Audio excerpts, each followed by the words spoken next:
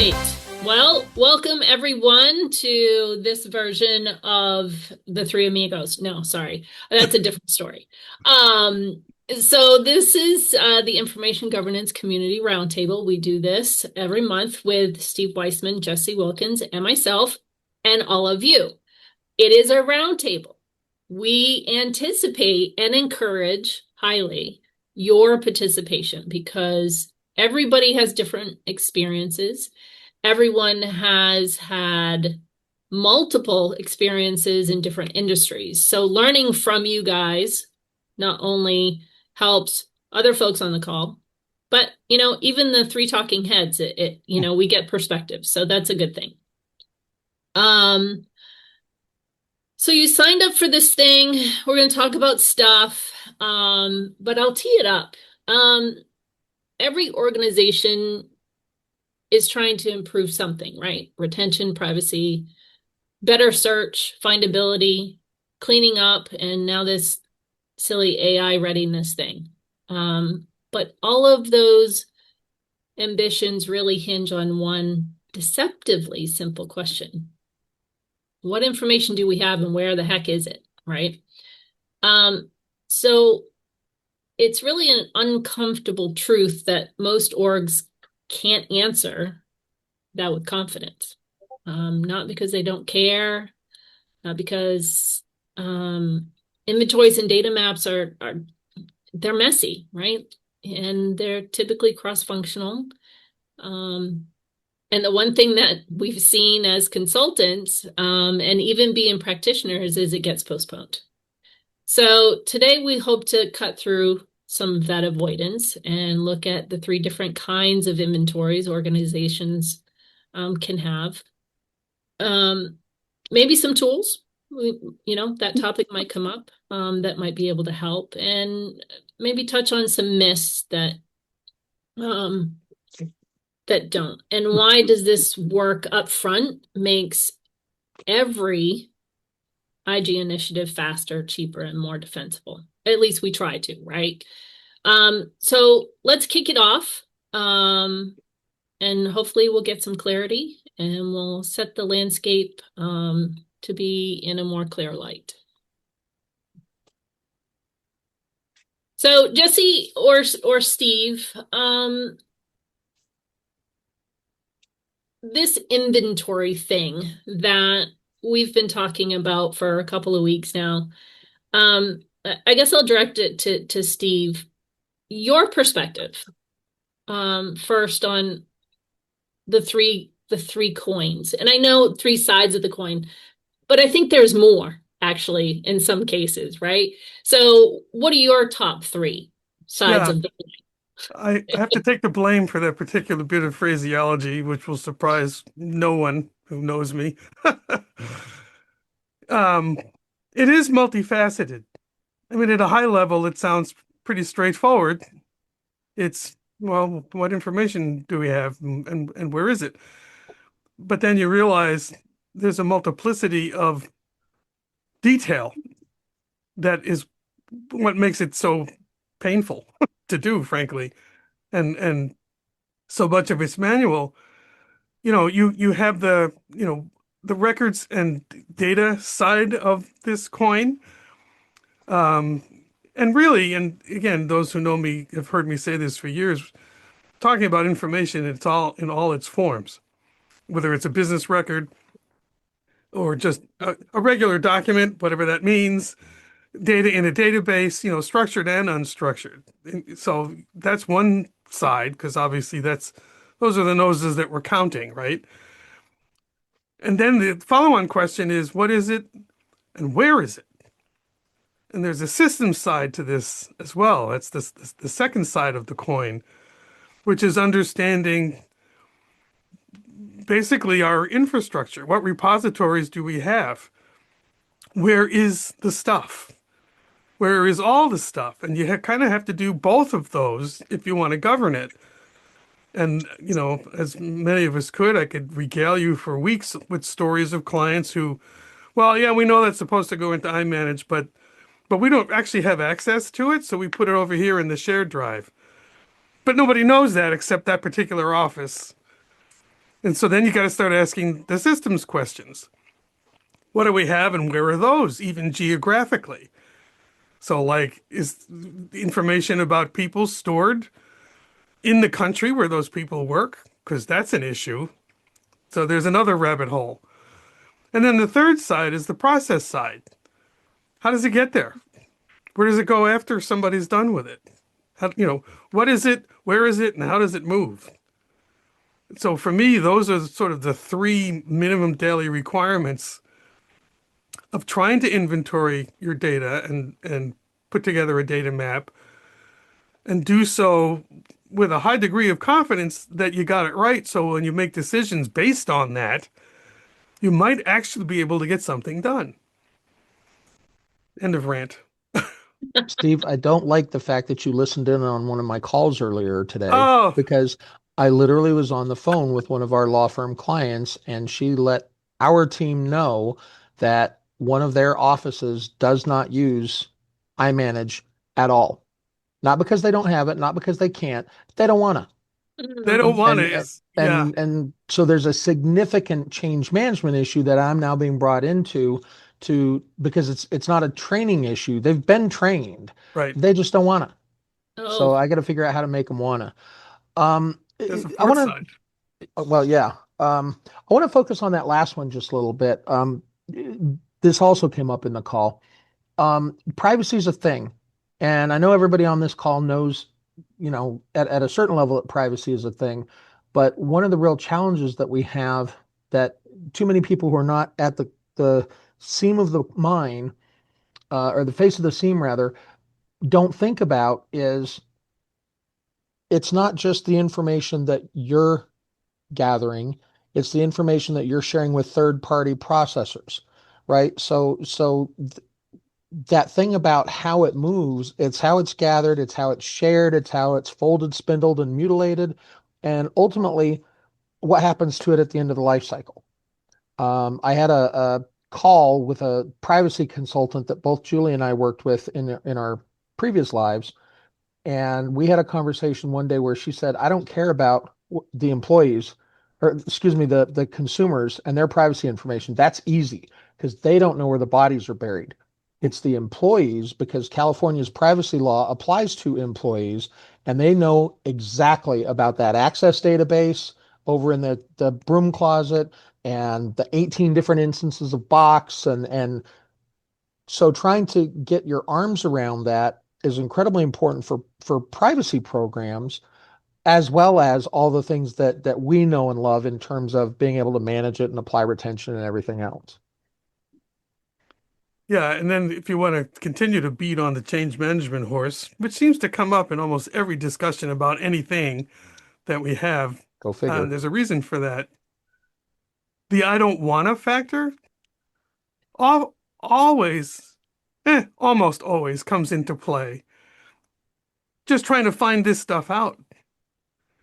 Yeah, There are any number of tools that can go out and crawl databases, but they can't crawl the things that they don't know about, that the people know about. So, like you said, the access database in the closet, um, how's it going to find that? And yet you've got stuff there.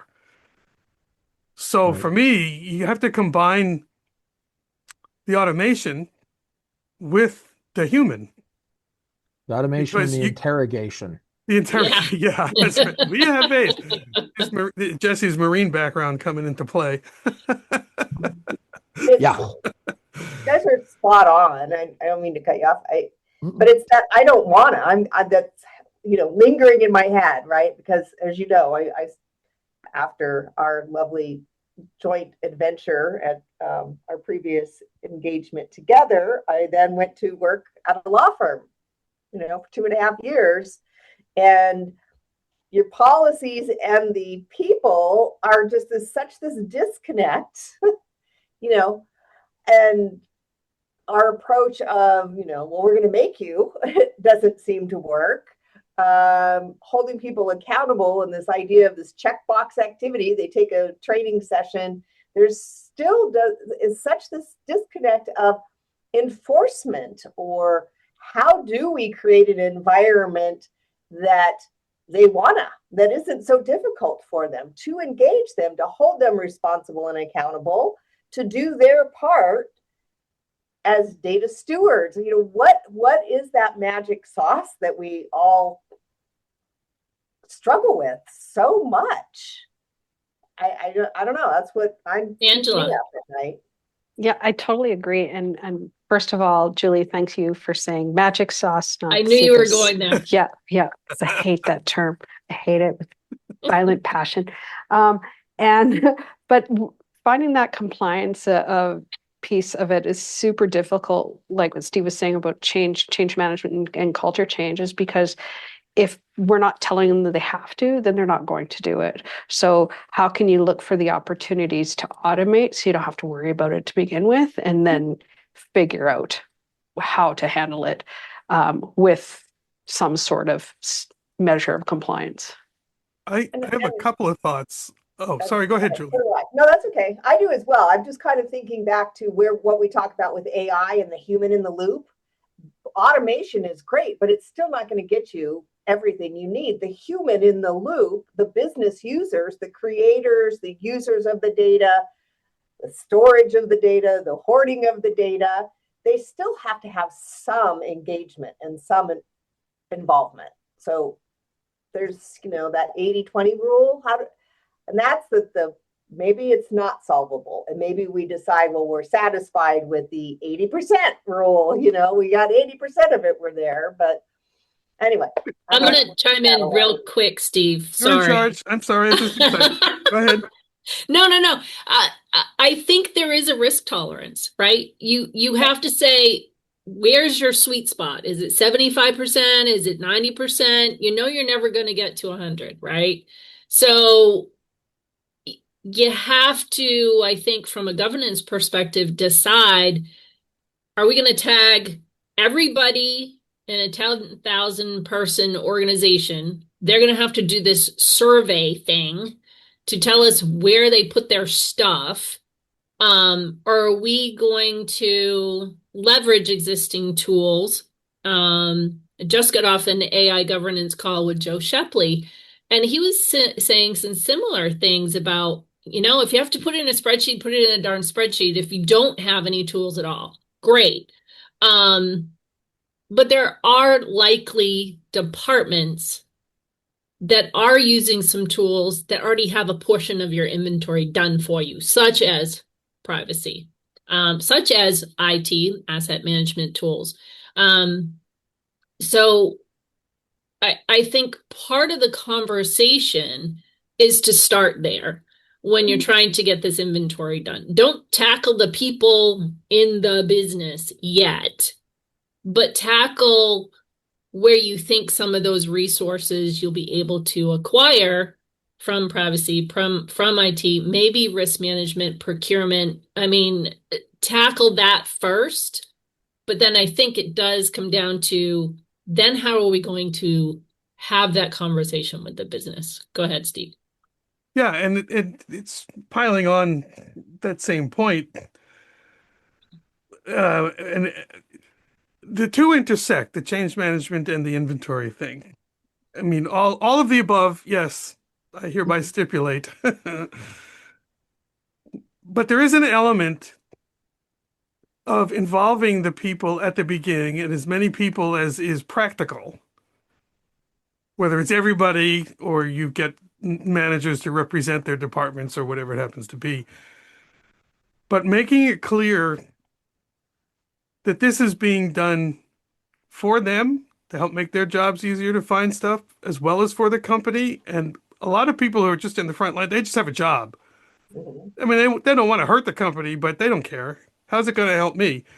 Right. And by involving a human in that interviewing, even if there is an automated tool at play, you make them perhaps feel like they're part of this process in a way maybe that hasn't happened before. And I can't tell you how many times I've had people say to me, "Oh, this again. We did this 2 years ago, didn't we? Nothing ever happened." And there's your opportunity, if you're there in person, physically or virtually, to kind of unruffle those feathers. No, I know, I can't believe we're really trying to do this differently. Here's our charter. We're here to do blah, blah, blah. And make them, as best you can, feel like a part of that process. That helps to at least weaken those barriers. So later on, if and when there are certain mandates that come down, at least they have some understanding. And if I may, just the other quick point is another lesson learned for me over the years is you can be good cop all you want to try to make it easier, but without a bad cop, you also don't get anywhere. And so there's a balance to be struck between doing what I just said and working hard to make them feel included, to, on the other hand, saying, and Angela just put this in the chat, just do it. Just do it already. So I want to chime in here. Two things. One is somebody mentioned automation earlier. We talked about human in the loop, but I think one of the benefits to automation, Atlas Sheckland used to say as part of many pitch decks I heard him do, end users don't want to think, they don't want to read, they don't want to have to do the things because they're too busy doing their jobs, right? Don't make me think, don't make me read. So I think that's one key. And if you automate it, the automation isn't a bad cop. It's just a cop. It's just guardrails. It's the fixed track the train runs on, right? It just is. Especially if, as part of the change management, you onboard people who don't know any better, right? That's where, unfortunately, sometimes you run into the disconnect between this is the way we've always done it and what, bad habits versus no habits at all. And hopefully you can inculcate those good habits. There's something else I was going to say, and now I can't remember what it was. So it must not have been that impressive. Your facial expression changed when Steve said bad cop. So I don't know if that helped. I covered that, but it goes back to the we get a reputation, us in the industry, professionals, we get reputations as the people who say no and the people who take things away. Oh, you're using Box. Next week, there's no more Box. It's been shut down. And so I think part of that process with the interviews, and I agree with everybody, earlier the better, the more the better, to the extent feasible. But part of it is getting them to understand the why, not just the with them, but the why from that says, we're not doing this to make your life harder. We're not doing this because we like taking your toys away and watching you throw a temper tantrum. We're doing it because there are better tools, or we have security needs that this tool doesn't apply to, so just as you're crafting a with them for everybody, you can also be crafting the why for everybody as well. The compliancy people are going to be more interested in security and compliance. The knowledge workers are going to be more interested in if you do it this way, it's easier to find later. It's easier to collaborate with people. It's easier to do all the things rather than trying to do this thing in a file share that you're going to overwrite and be sad about. So I think it's a two prongs to the three coins, which is the what's in it for me, but also why should you care? And I think it's going to be equally unique to each of these stakeholders and people. Yeah, and I think not only why should they care, but why does the company care? They have to understand. Yeah, it's definitely both, because yes, we're typically the practitioners, the consultants in this, I'll say the lower I, because there's many different information governance lenses, right? It's, they tend to groan when we come by the office or if we're sending an email, right? Oh, we have to do this compliance training again. Oh man. There are reasons for that, right? And I think it's being able to craft the story that fits their narrative. And that story might change based off of business group, or it could change based off of level of role within an organization so that they understand it for that why. It should change. I'll jump in. It should, Should. absolutely. But Yeah. it's a lot of times it doesn't. And people are just like, oh gosh, this is a stupid compliance thing again. I have to do this inventory thing. And they want to know where I put all my stuff. Well, guess what? Not all my stuff is electronic. I still have paper, right? You still have boxes, you still have filing cabinets. And heck, there are some organizations that still have fiche film and Lord only knows, aperture cards, I think you said the other day, Jesse. So, Yeah. it's everything. It's not just one medium that has to be tackled here when if you're doing a true inventory. Now you could phase it and do it by inventory type, but I'm thinking if you're going to touch the business, do it as minimalistically as you can. Yeah. And I mean, we know this to a large extent. I think we're in an echo chamber here of agreement. For me, there's trying to say this diplomatically, and I don't know if I'm constitutionally capable of such a thing. But what I want to say is it's almost a waste of time to do it partially because any kind of segmentation you do is going to be artificial, really. I mean, unless you focus specifically on a particular need, a particular business requirement, a particular, I see, I can't even articulate it because it all intersects. You can't do it by format because you'll leave something out. Well, I mean, you can start with the paper, I suppose, but if you're trying to inventory all your information, you've got digital equivalents all over the place. Sure. So okay, you can free up some floor space and there's a value to that. But you haven't really moved the governance rock up the hill very far. You can talk by document type, let's deal with all the invoices. Well, okay, but those invoices get matched up to a purchase order somewhere maybe, and who knows? I mean, so for me, one of the hardest parts of all of this is trying to find a level suitably high up the food chain to say, yeah, this needs to be more holistic. Maybe you start with an operating group that's predisposed towards doing it. And like you said, Donda, there are areas maybe they're already doing it to some degree. Mm-hmm. But even then, where else are they going? So part of the process bit is, where'd you get it? What did you do with it? And then where does it go? Yep. And then you realize, well, we got to talk to the next people in line too if we're going to understand this. Right. The life cycle isn't just,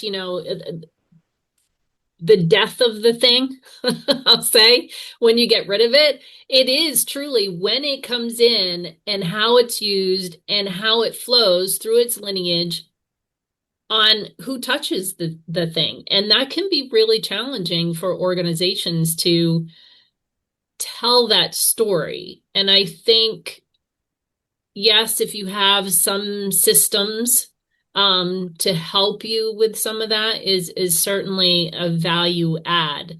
But if you have to start in a spreadsheet, do it in a way that's going to be easy for you to understand once the information needs to be analyzed, but also for the individuals that have to fill this thing out, right? Sure. And I agree that you may not want to start with one, just the invoices or just with hard copy. But if you're trying to prove, I think what I was trying to say, but didn't very eloquently, my motto is start small, grow big. So if you can't do the whole thing, start, like Steve said, with just a business group and maybe tackle it there and then build that champion internally to help them craft that story for the next group and the next group. And maybe at some point after one or two groups, you'll get lucky and you'll get a more broader, yes, we're going to put some resource, time, and money into this inventory thing to do it the right way. Starting on the small scale is better than not starting at all. So here's another call that Steve apparently listened into today. My second call of the day had to deal with an entity, because they weren't actually a law firm. We don't work with many non-law firms, but this was one. And this entity hadn't done any retention work for any of what they considered administrative. They were literally, some were keeping things for forever. Some were getting rid of things this week after they finished reading it. It was all over the map. And so the suggestion was start small, grow big, with the two most likely to be aware of regulatory requirements and the two most likely to be somewhat organized, because you can't get the work done without being organized. And that was finance and HR. Yeah. Right. They're probably in a pretty good place because they have to be, just to meet their deadlines and reporting requirements and everything else. And part of the reason for them to do this almost as a pilot, rather than trying to eat the entire elephant in one sandwich, was they're hoping that by taking those two organizations, they're going to be quick wins that they can then use to socialize to other groups within the organization, with the ultimate goal of getting the entire thing done. Both of those groups use paper as well as digital. Both of those groups have a myriad of their own systems, but those systems touch everybody in the company. And so for all those reasons, they're going to start there. I do have another law firm that's similarly situated, where they manage client files with great precision and aplomb, because again, you have to, the client's going to fire you if you don't. But they've never touched their admin files ever in the history of the firm. And the firm's like 80 years old. Wow. And so again, it literally was the same discussion. Start with finance and HR, and then we can worry about, all these other things, but we'll have a success case study that we can point to. And those people may in fact become some evangelists for us, saying, man, we are so much more efficient. We meet our deadline. I'm not having to update 14 spreadsheets a week. It's amazing. You should reach out to them. Yeah, for sure. I'm fascinated how quickly and appropriately this discussion nominally about information inventories has become a session on change management. I mean, it just further underscores how critical that is to all of this. I want to push a little bit on, if I can, Donda. I'm looking at the referee here with the striped shirt and the whistle. Even where you have a willing group, I have found it to be fascinating too, to push them a little bit in their inventory. And, often we start with a spreadsheet. It can be smaller or larger depending on the group and how much information is readily available versus we need a soup starter for some follow-up meeting with whomever. But I find it fascinating how many go-arounds it can sometimes take with people before they realize they've got more information and use more systems than they even realize. Yeah. It's funny you say that, Steve. I'm still working with a not-for-profit, and there were conversations about this was the charge, build a retention schedule. We think, that's probably pretty simplistic, but you have to do that inventory. You have to understand what they have, right? And so when we got in conversations about, well, you said that you have this stuff, okay, where is it? And they used a particular cloud tool to store their unstructured information. And that's all they captured. And I'm like, wait a minute. I know for a fact that HR, as Jesse said, and finance, right? Y'all aren't using this cloud tool for all of your stuff. So what other stuff? And when I said stuff, they're like, oh, what other stuff are you using? You know, where are you putting your personnel records? You're not putting those in, you know, Google Workspace, for example, right? Oh, no, no, no, no. We're using this system. Oh, and we're also using this and this and this. And I'm like, so you do have more information. Um, and it's not captured on the retention schedule. And, you know, from a records perspective, as we know, we need to make sure that that schedule is accurate and up to date. And that was the premise of this. And it wasn't geared towards a true data map, I'll say. But we started to get towards that data map process when you're looking at building that retention schedule. It does happen to help if you have that data map to understand if it's a record, if it's not a record, where it is, you know, etc. And I say that just because it was the conversation, right? Right. That happened. It wasn't a survey. It wasn't us consultants looking at the systems necessarily to figure it out. It was the business telling us where the other stuff is. And it also is a matter of habit. People Yes. do things because they do it and they don't really think about. It's like the famous video and case study, you know, a father teaching a kid how to make a peanut butter sandwich. Oh, well, you just get the peanut butter and you put it on the bread. Then he takes the jar of peanut butter, puts it on the bread. Well, that's not right. So, you know, a case study from last year, it's not the only one, working with an organization. Oh, well, we get the data, we get the information we need from XYZ system, and we do this, that, and the other thing. All right, hang on a sec. Define get. Are you working in that system? Oh, no, we download a copy, or we have it emailed, or we get it by email every month. Oh, okay, you get it, but there are a couple other instances. They also had a system, whenever they did open something, it downloaded basically a shadow copy on their local computer, which nobody realized until we started really pushing on it. Actually, I think we used the system and discovered it. I think that's how we found out. I never really thought about that.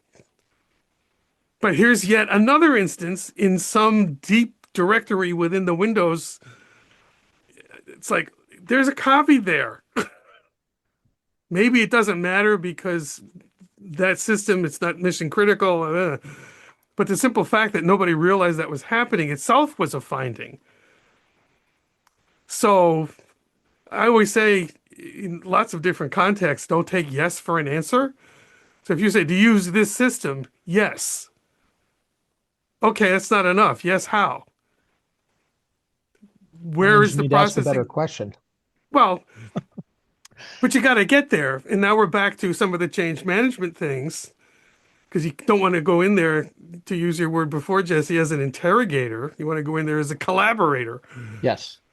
And not the French Vichy kind. Yeah, yeah, right. So I want to go, first of all, Carolyn put a comment, and I'm going to say it so that it's on the recording as well. It's clear you need to go from the inventory itself to the actions and improvements it enables in order to prove value and win support. If it's an inventory just for inventory's sake, no one outside of IM and IT will care about it. And I think that's absolutely true. Yeah. I think another reason why it's so important to actually talk to people rather than simply relying on systems is there are admittedly not as many as there were in the past, but there are still tools today where the default is to save them to a directory on the local machine. Articulate is one of these tools, or at least was the last time I played with it. And we learned that because when I worked at AIM, that was the tool we used for creating training content. And all of those raw files, all of the voice files, all of the slides, all of the sort of storyboarding stuff was all saved on a person's computer. When she left, they wiped the computer and reissued it. And then when it came time to update the training content, we didn't have it. Yeah. We did not have it. Now, in my current environment, almost all of the law firms that I work with, they're all virtual desktops, right? my Opensity desktop is a virtual desktop. So I don't have to worry so much about that. Though it's sometimes still interesting trying to get things off the OneDrive to my OneDrive, which is my virtual desktop, if that makes any kind of sense, because it doesn't for me. But that's how it works. But we never think about inventorying desktops, because why would you? Nobody ever saves anything to their My Documents or their desktop or their temp drives or whatever. But you could find that out by, what systems do you use? Well, I use Articulate Storyline. Aha. And do you know where it saves your working files? Maybe they do, maybe they don't, but it's something that could be found out. And you can replay this across, Don, I think you mentioned this earlier, IT or procurement, somebody has to have a list of the approved systems that they're paying for, right? Licenses come due, vendors want to be paid. So that's as good a starting point as anything in some respects, because at least that's the ones that somebody has to be managing, if only to pay for them. Right. But then you can look at that and see, well, I don't understand what these 82 different systems are or who uses them. And you can start doing a little detective work to figure out who to talk to about those systems and their inputs and outputs and process and everything. Yeah, I want to jump into the chat just a little bit and back up, because I think this comment from Angela is important. Understanding the processes that they're doing helps us, the people asking them to do these things, these inventories, really helped us understand them, and it helps advise what is it in it for them, right? And I think she says, I think sometimes we as the IM or IT professionals industry also make assumptions that we know already. And I think that last part is what, when I read that, Ange, I was like, yeah, because we're so used to, well, I anticipate this, or I expect this behavior or this situation within an organization. And our assumptions aren't always right. They're typically spot on in most cases, but that doesn't mean it's a fit for everyone, right? And then Julie, I don't know if you want to come off mute and kind of mention what you had said in the chat, because I think I like the quote, I think it's good. So go ahead. Sure. I'm kind of still sticking to that, conversation of, well, I don't want to do it, right? And how do we get them to want to do it? What's in it for me? What is it with them? With them. Really is with them. And maybe what's in it for them is protecting the company that they work for so that they still have a job. Maybe it has to get down to that simple point. How do you, but again, I continue to be challenged. So that the quote that I put there, dialogue is how we unlock the collective will to take action. It is that dialogue. It is having the dialogue, which is, in a busy world and fast paced and hurry up and get things done as fast as possible. It's creating a culture that allows us the time and approach, to have that dialogue, right? And not make assumptions, come to from a place of curiosity, to listen intently. See, I don't. Go ahead, Jesse. I was going to say, I 100% agree with all that, but the law firm office who is not using iManage because they don't want to, they understand the risks of the firm. It's senior partners down there are not making them do it, and GC is not making them do it. So I think for some people, the WIFM is the value to the firm or the risk to the firm or the whatever firm-wide, but I think there are other people that you've got to just really shove their face in it and say, why does this impact Steve? Steve, why should you care? I think that's exactly it. I think sorry, Jesse, but no. Get it. Get it. All right. Um, I'll go as far as to say I think that most people in companies of any size don't care about the corporate greater good, except to the point where we're going out of business because we've been sued because then it's too late. Most people care about what's right in front of them. Yep. For all the same reasons too, Julie, that you just said. And by the way, I don't disagree with your larger point, just that piece of it. It is the frenetic pace of things and the pressure to get things done, work at the speed of the internet kind of mentality Yeah. that is stressing everybody out. They don't have time to even thinking about what they do with their information. They're just trying to do it. Yep. So, when I go in, the senior teams, they're much more likely to rally behind the flag. They get it. Just the highest levels, they may even have legal responsibility and accountability, so it's their behinds that are on the line if things go wrong. Rank and file, I go in there and I say, look, they asked me to come. This is your shot to be heard. I can't promise anything. When you go home and you complain about your day and you go, gosh, why can't we just, they want me to do this and I can't because the security won't let me in or whatever it is. I want to know what this is, what makes them grab their heads and go, yeah. And sometimes I actually go in there and say that because I think in a lot of cases, a little bit of theater can be helpful because they don't get it otherwise. You're just another mouthpiece. And maybe I'm just a goof, or maybe all of these things are true and don't say a thing. But I go in operating under the assumption that the people who are closest to having answers that I can use in terms of inventory stuff are the ones that care the least about the greater good. They'll give it lip service. And when somebody inside comes and asks, they're going to get lip service answers. But I go in there and say, look, I don't have a dog in this race, whatever that metaphor is, a horse in the show. I don't know. Just tell me. What's in the way of you? Here's what company wants you to do. You've heard that for years. What's in the way? Because usually the ones that are most deeply entrenched in I don't wanna have a reason.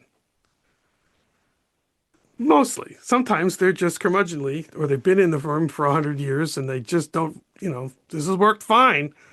Right.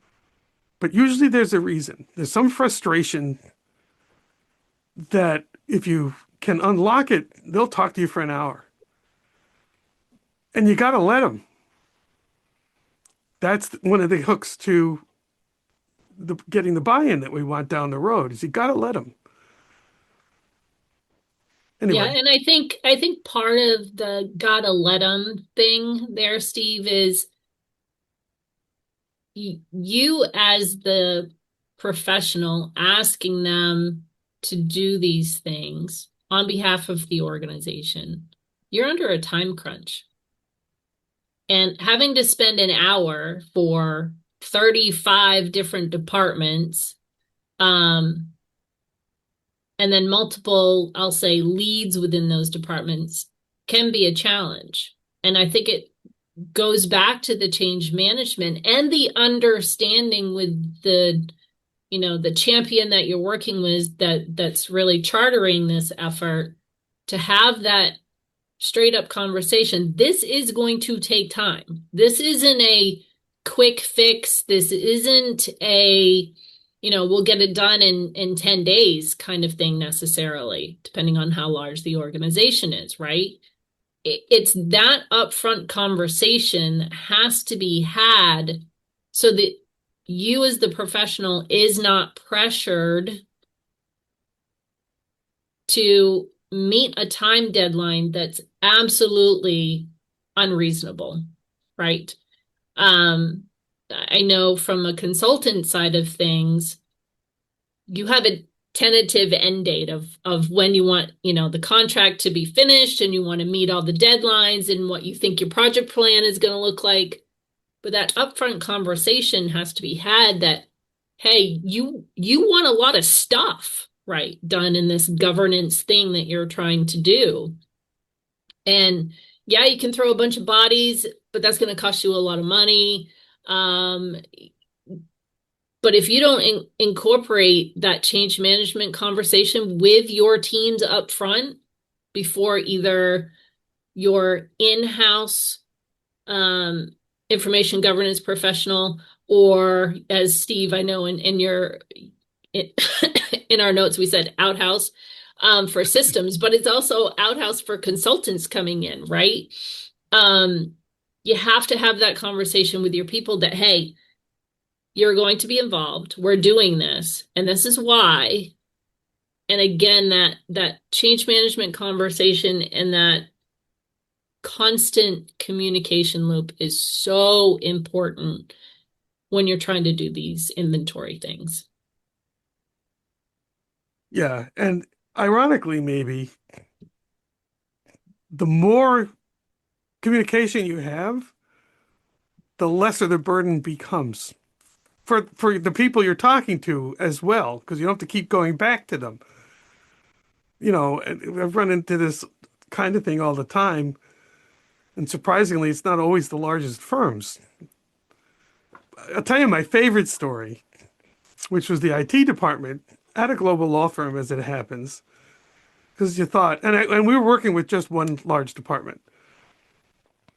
And the firm was set up in kind of an interesting way. They had a central IT department, but some of the major operating groups had their own, which I never fully got my mind around what the interplay there was. At any rate, everything that all the departments within this group did funneled through their IT department. So we were talking to the IT people in that group to find out what information did they touch. And they said, we don't touch any of it. I was like, well, how is that possible? It all flows through you. Plus, you must be generating reports based on things. I mean, I don't care if it's just systems logs. No, we don't have any. It's like, really? And it got to be such a thing that it was taking more time. If you would just uncross your arms, get rid of some of the defensive posture, because clearly something was going on. We could have been done already. Now, just to compound things, it was such a problem, and there was another operating unit in there that was problematic. And we were working with the governance group, sort of on the outside. Well, who's in charge of these groups? That person was an I don't want a person. And it was clear that they had instructed their people after a point, don't talk to us anymore. No. And it was equally clear that a bunch of those people really still did want to.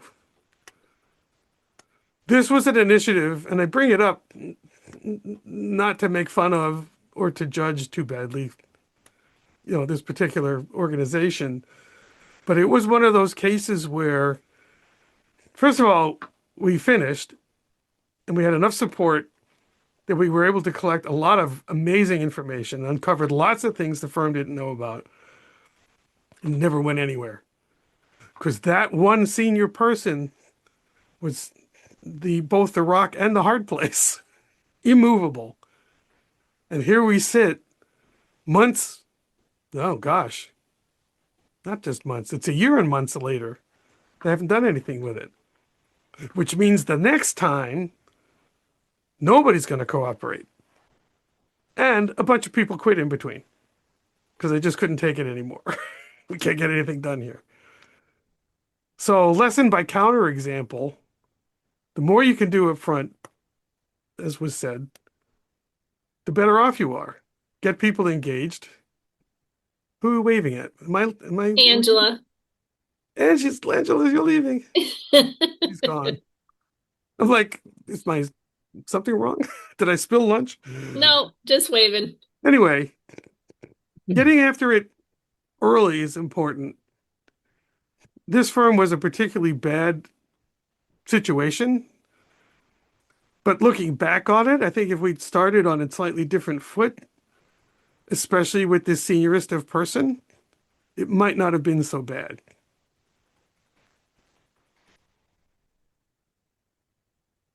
So I know we've got only about 5 minutes left, so it's probably getting close to time for closing statements, but I know there were a couple of other things that we wanted to mention regarding future meetings. Yes. So future meetings, we're still deciding what next month is going to be. It may involve a little assistance with our esteemed colleague, Julie Harvey on the call. No pressure. No pressure. But we'll talk about that later. However, in May, and we hope to put this out on our LinkedIn page, Information Governance Community Roundtable. Yes, it's a thing now. And if one of you gents wouldn't mind pulling that up and putting that in the chat, that would be awesome. So people can link. I know it's just Devin and Julie left, but we're going to do an Ask Me Anything in May. So I hope that you will join us. I hope that you will share our communications out from our LinkedIn page, just to garner more bodies and heads on the screen and conversations with us. With that being said, Jesse, one due to time, I know, parting advice that you would say for the recording and for those that will listen to this later. Sorry, my scowl was for something else. No worries.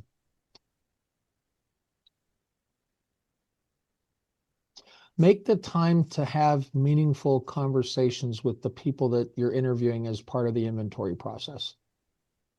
Love it. Mr. Steve.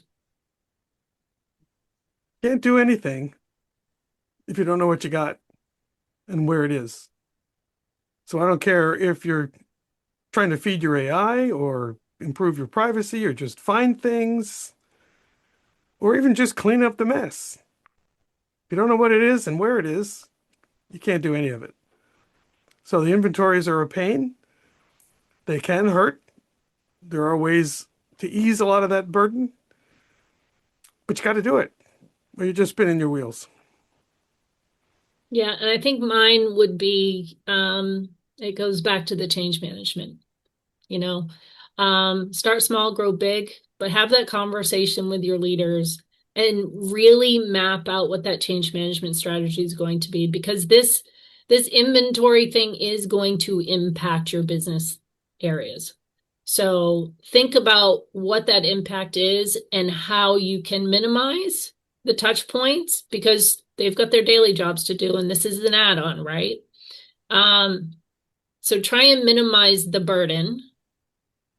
Think about the change management communication so that people are on board. And it really does come back to the culture that the organization, whether you're sitting in a seat in that organization, or you're like Steve and I, and we're coming in to support you in your organization, making sure that that communication style is relevant and often.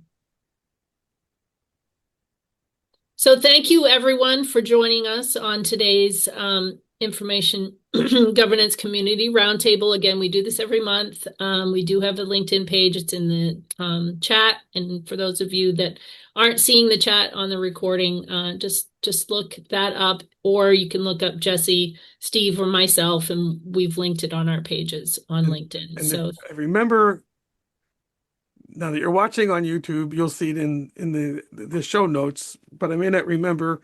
So if you remind me after, I'll put it there. Okay, perfect. So thank you all. Peace and blessings to you, and good health. Thank you so much for joining. Thanks Appreciate for coming, it. everybody. Hey, everybody. All right, thanks.